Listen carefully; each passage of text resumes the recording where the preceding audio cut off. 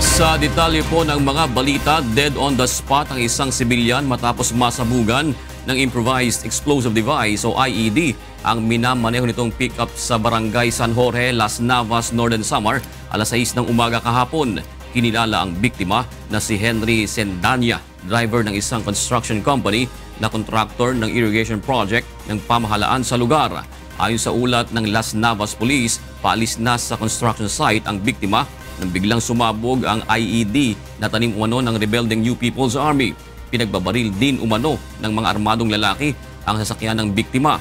Ayon sa militar, nakatanggap sila ng sumbong sa mga contractor na ipinatitigil umano ng NPA ang kanilang konstruksyon sa lugar.